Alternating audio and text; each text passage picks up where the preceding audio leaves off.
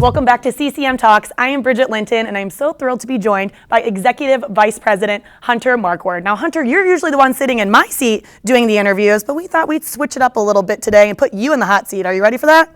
No, it's very awkward. Oh, it is? Yeah. Are you feeling a little uncomfortable right now? A little bit, yes. All right, deep breaths. I'm going to ask you so many hard-hitting questions. Okay. Start with the hardest one. How did you get into the mortgage business? I had a junior midlife crisis in the software business, and I was driving home from Silicon Valley, and I was stuck in 2.5 hours of traffic. I hated what I did. I sold products that I didn't understand to people that didn't like me, and I was like, this is not a good life. So my family was in the mortgage business. I called my dad, and he said, he goes, you know, if you want to give the mortgage business a shot, you can, but once you get in, you never get out. And you know, here I am 20 years later. 20 years. Okay, so let's talk about more specifically about CrossCountry Mortgage. When did you start with CCM, and can you talk a little bit how you've grown in the company? Yeah, we came over, it's almost 3 years now. So, I mean. Seems like you've been here forever. I feels like I've been here forever. So, yeah, I mean, it's just, you know, I mean, a combination of Ron, what he's created, just the, you know, it's just a company where it's just in growth mode, growth mindset, and I'm a big fan of kind of having a growth mindset in general. So, I mean, the people, every single thing about it, it's just literally, it's just about growth, and you know, that's what it is. So that's why I'm here. And can you talk a little bit more about your specific journey when you started 3 years ago to where you are now? Yeah, I mean, it's how do I explain my journey in 3 years from where I was now? I mean, it's a bunch of different things, right? I've got my own personal production. I'm involved with our leadership team for our division, the group that came over 3 years ago. So it's just, you know, it's balancing my own production, and then also, you know, helping our leadership team, you know, continue to grow the division. So, but I mean, it's been a great run. And speaking of leadership, you are a fantastic leader. How do you motivate your employees? I think so. I don't know how I motivate people. I think it's just there's this thing like a bullseye, right? If you think of a bullseye and you think of, I think people in our business think of like the clients, the center of the bullseye, the business partners are the next level, and then your team's the level after that.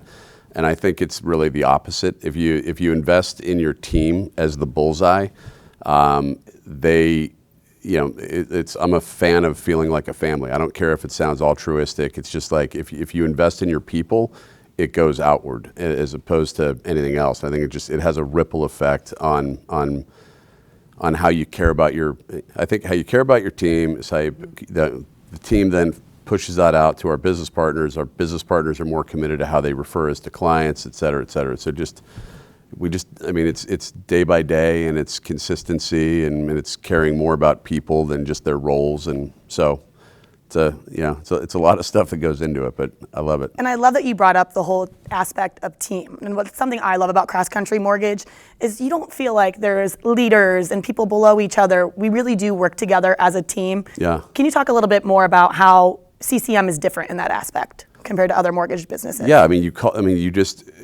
people are, there's kind of a concept that I like, which is attack problems, not people. And I think with inside the company, everybody understands that you're trying to solve a problem, and they're not overly concerned about who's like, can I go, if I have an underwriting question, like if I don't agree with the underwriter, I can go to the manager. If I don't agree with the manager, I could go, you know, so it's just like, I think there's a mindset of attacking problems, not people. And Yep. that is, there's zero bureaucracy inside the company. Yes, From I totally agree. From everything I've seen, you know, whether or not it's, I mean, you can call Ron directly, you call Jen directly, I mean, you're going to get whoever you need to get to find the answers. And we're talking about working together as a team, but you are really good at building relationships. So let's focus just on you. What do you think it is about you that makes you stand out?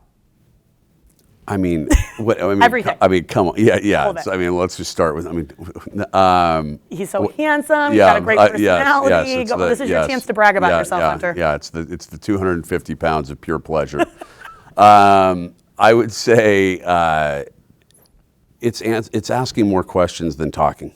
right? I mean, I think that's how you create relationships, and it's truly like people are interesting to me, and I like to ask people a lot of questions and probably hear myself talk a little less, except for this, you know. Except here, I'm asking all the questions exactly. And But I do think that is what relationships are about, is asking more questions than you know. If you find yourself talking too much about yourself, you're probably not doing a good job. And I really enjoy figuring out who people are, what makes them tick, and that just ends up having, you know, an impact on the relationships. Well, I'm going to make you talk about yourself a little bit more. So right before we did this interview, I found out a fun fact about yourself. Can you talk about your bar trick? Yeah. So I was a competition break dancer in 4th grade. My name was it's very I actually Hired at a young age. I almost got kicked out of a Christian school for teaching breakdancing lessons at recess. And I had, you know, my name was Dr. Purple, and I had purple high tops, and that was I went to the mall and with my cardboard box, and I had breakdancing, like full-blown like contests.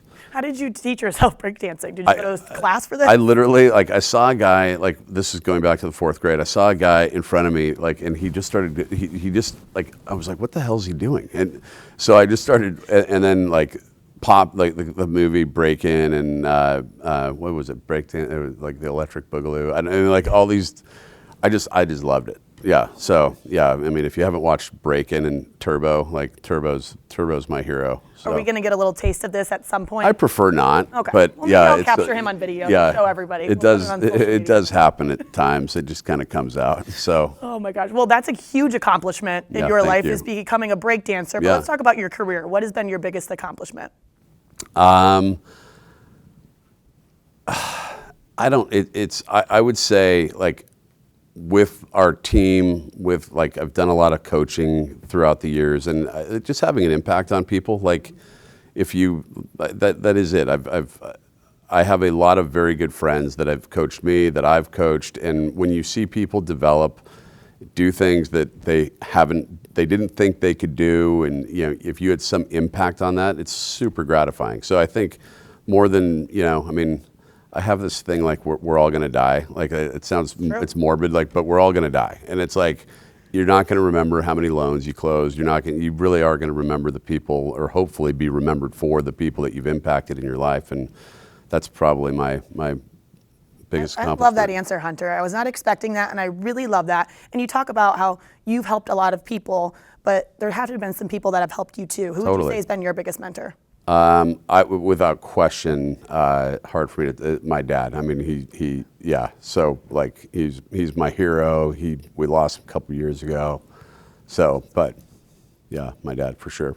And does that go for life and business? Everything. Yeah. He's just there's a term called the true gentleman, and he, like, literally, like, he exemplified all of it. Hunter, that's amazing. Well, we'll switch gears, make it a little happier. Yeah. We talked about your break dancing, but you have something with buffaloes. I don't know what this is all about, but I need to hear it. So buffalo, the whole thing. There's the story of the.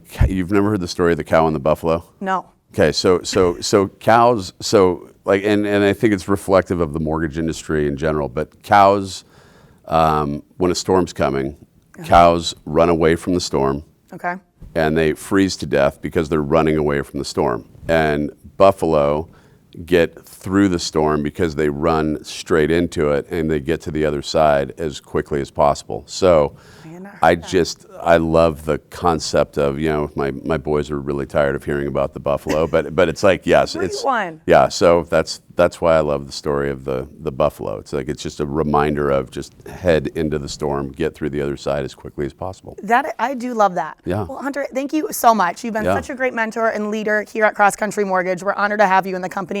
And thanks so much for letting us switch spots here and let me interview you for once. Thank you, Bridget. I appreciate it. And for more information about CCM Cares, you can visit ccm.com. We look forward to seeing you on our next episode of CCM Talks.